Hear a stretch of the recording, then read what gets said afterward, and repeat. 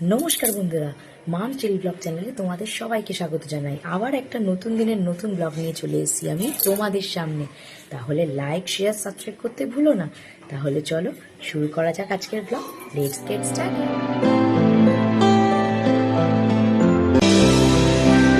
Good morning বন্ধুরা। আমি আজকে রেডি একদম। কোথায় যাচ্ছি? আমি আজকে ছেলে স্কুলে যাচ্ছি। একটা মিটিং আছে ছেলে স্কুলে, তো সেখানে অ্যাটেন্ড করতে হবে, সেখানে যাচ্ছি। তাহলে চলো যাই।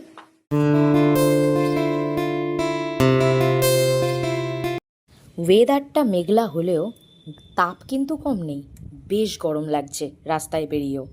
তাহলে চলো দেখি অটো পাওয়া যায় নাকি।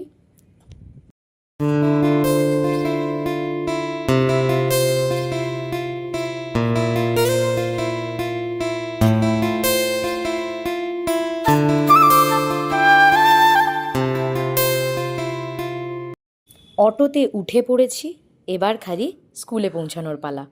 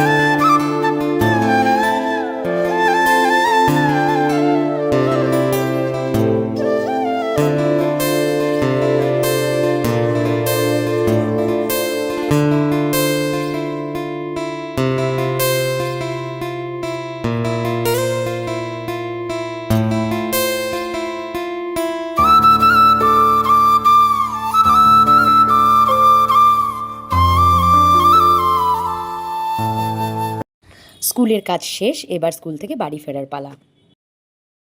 বাড়ি চলে এসেছি, এখনও ড্রেসও চেঞ্জ করিনি আমি। তো আজকে আমার গোপাল তুলতে হয়নি, কারণ গোপাল আজকে আমার সোনা বাবা তুলেছে। এই দেখো গোপালটা, এই দেখো তুলেও খেতে দিয়ে দিয়েছে গোপালকে। তো কারণ যেহেতু আমি ছিলাম না, তো আমার শাশুড়ি মা ওকে দিয়েই তুলিয়ে দিয়েছে গোপালটাকে। তো চলো বন্ধুরা, তাহলে যখন এটা হয়ে গেছে আমি ড্রেসটা চেঞ্জ করিনি, ড্রেসটা চেঞ্জ করে স্নান করে পুজো সেরে তারপরে তোমাদের সঙ্গে কথা বলছি। স্নান করা আমার হয়ে গেল, এবারে আমি যাব পুজো দিতে।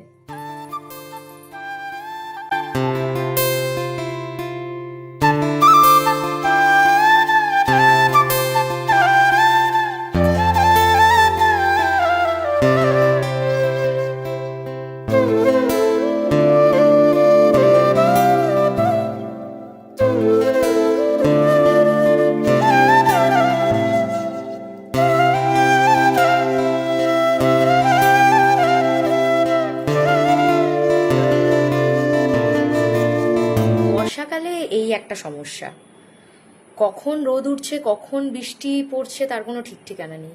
তো আমি উপরে নিয়ে গেলাম যখন বালতিটা, তখন দেখছি যে টিপ টিপ করে বৃষ্টি পড়ছিল। তো তার জন্য উপরে আর আমি দিলাম না, আমি নিচে এনে বারান্দায় দিয়ে দিলাম।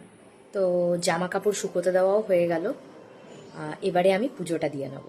নিচে গেছিলাম বন্ধুরা ঠাকুর পুজো দেবো বলে ফুল আনতে।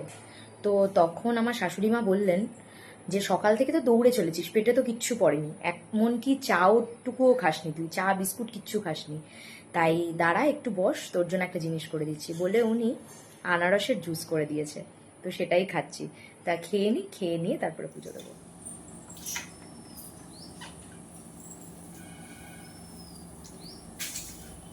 আজকে যেহেতু সকালবেলার পুজোটা আমি দেইনি, ওর জন্য ঘর মোছাও হয়নি, কারণ ওইটুকু বাচ্চা যে দেবে, ওইটুকু বাচ্চা তো পারে না ঘর মুছতে, তাই আমি ঘরটা মুছি।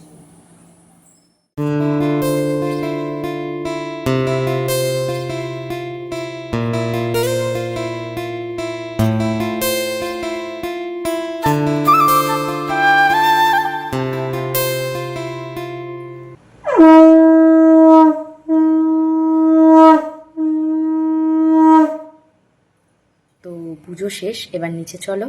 আজকে তোমাদের আমি একটা নতুন রেসিপি দেখাবো, আমার খুব প্রিয় রেসিপিটা। তাহলে চলো, ভাতও হয়ে গেছে, এদিকে হচ্ছে তোমার ডাল হয়ে গেছে, এই কচু দিয়ে চিংড়ি মাছের তরকারি হবে, কচুটা সিদ্ধ করা হয়ে গেছে। আর এদিকে হচ্ছে মাছের ঝোল, যেটা অলরেডি ডান, একটু জাস্ট ফুটে উঠলে ধনেপাতা দিয়ে নামিয়ে দেবে। চলো বন্ধুরা, আজকে আমি তোমাদের দেখাই আমার সব থেকে একটা প্রিয় খাবারের রেসিপি। চলো শুরু করা যাক। রান্নাটা হলো চিংড়ি মাছ বাটা। চিংড়ি মাছ বাটা করার জন্য লাগবে চিংড়ি মাছ, পেঁয়াজ, গোটা রসুন, আর লাগবে হলুদ, স্বাদ মতো নুন, শুকনো লঙ্কা, কাঁচা লঙ্কা, কালো জিরে, আর লাগবে নারকেল। কড়াইতে তেল দিয়ে তেলটা গরম হওয়ার অপেক্ষা করে তারপরে ছেড়ে দেবো চিংড়ি মাছগুলো। চিংড়ি মাছগুলোতে দেব নুন আর হলুদ দিয়ে ভালো করে হালকা আঁচে সুন্দর করে লাল লাল করে ভেজে নেব চিংড়ি মাছগুলোকে। দেখো বন্ধুরা, ভাজা চলছে। দেখো বন্ধুরা, লাল লাল করে ভাজা হয়ে গেছে। এবার চিংড়ি মাছগুলো তুলে রেখে দিয়ে দেবো শুকনো লঙ্কা, পেঁয়াজ আর গোটা রসুন। এর মধ্যে সামান্য একটু নুন দিয়ে আমরা হালকা আঁচে হালকা হালকা করে ভেজে নেব, যেটা হালকা লাল হবে। পেঁয়াজটাকে তুলে রাখবো। এরপর ওই একই তেলে দিয়ে দেবো নারকেল। নারকেলটাকে ভালো করে ভাজার পরে, দেখো বন্ধুরা আমি নারকেলটা ভাজছি, নারকেলটা ভেজে নিই লাল লাল করে, একদম হালকা আঁচে নারকেলটা ভাজতে হবে, নাড়িয়ে চাড়িয়ে ভালো করে ভেজে নিতে হবে। প্রায় ভাজা হয়ে গেছে। এবার আমি দিয়ে দেবো ওই আগের যে ভাজাগুলো, চিংড়ি মাছ, পেঁয়াজ আর রসুন যে ভাজাগুলো ছিল, সেইগুলো নাড়িয়ে চাড়িয়ে একটু হালকা ভেজে নেব। দিয়ে এর মধ্যে দিয়ে দেবো কালো জিরে। দেখো বন্ধুরা, আমি এরপর দিয়ে দেবো কালো জিরে। দিয়ে দিলাম কালো জিরেটা।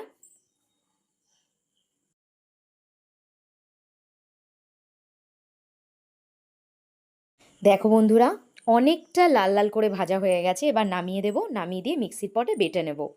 হয়ে গেল রেডি আমার চিংড়ি মাছ বাটা। রেসিপিটা কেমন লাগলো জানিও বন্ধুরা। দুপুর বাজে 3টে, খাওয়া দাওয়া কমপ্লিট, এখন রেস্ট নেওয়ার পালা। তো আমার ব্লগটা কেমন লাগলো তোমরা আমাকে অবশ্যই জানিও, আর রেসিপিটা ট্রাই করো, কেমন লাগলো সেটাও জানিও। তাহলে চলো আজকের মতন এইটুকুই, কালকে আবার নতুন ব্লগ নিয়ে আসবো আমি তোমাদের সামনে। টাটা।